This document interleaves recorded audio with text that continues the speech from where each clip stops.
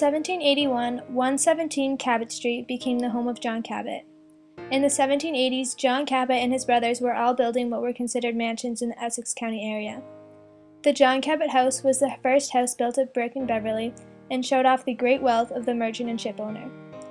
His children and wife also lived in the home with him, and they frequently hosted guests.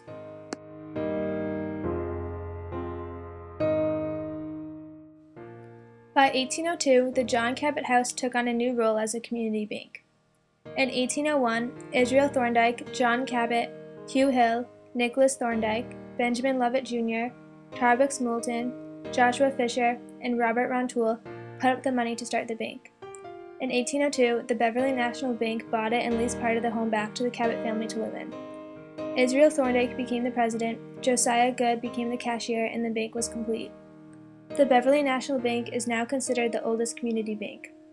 The creation of this bank and others like it slowly started to help build the struggling economy in Essex County in the early 1800s.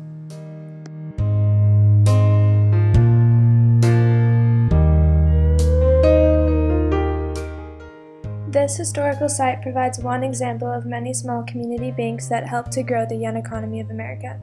The John Cabot House helps to understand better the structure and impact of banks and what it was like to be wealthy in the early 1800s.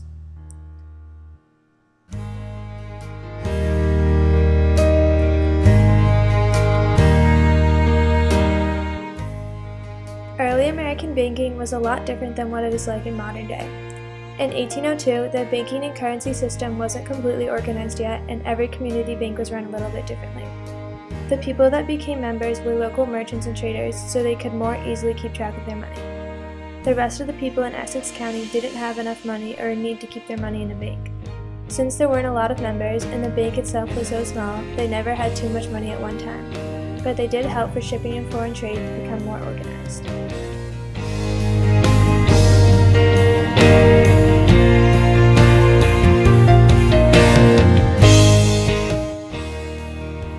They kept all their money in a vault located in the basement of the John Cabot House.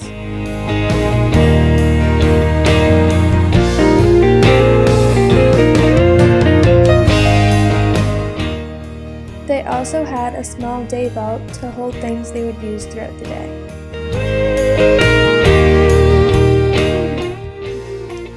The Beverly Bank, like many other early banks, printed their own money at the beginning. A stable money system wasn't created until the Civil War and the National Banking Act of 1863. Up to 1857, the banks printed their own paper money and even accepted some European currencies.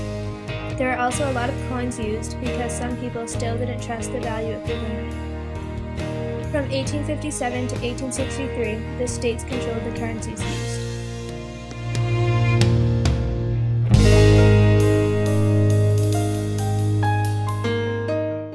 These banks weren't very organized and did everything themselves. People brought in gold that could be weighed right at the counter and transferred to paper money.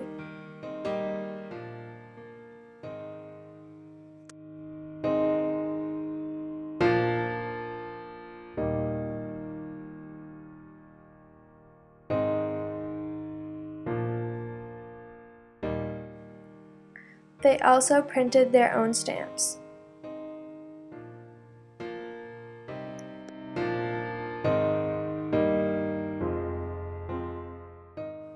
A lot of small banks also had their quarters in somebody's home. It provided the bank with a sort of 24/7 security and was a local place everybody could easily get to.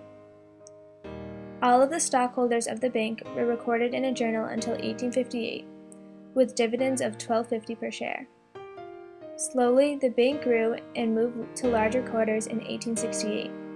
This is the same kind of process a lot of small banks went through, beginning with a few wealthy people in town putting their money together to start it up, and it's slowly growing to become a huge bank with thousands of members. The Beverly Bank shows how small we had to start out to get our economy to the place it is today. John Cabot was once well known all over town, and he and his house had a huge impact on the economy of early America.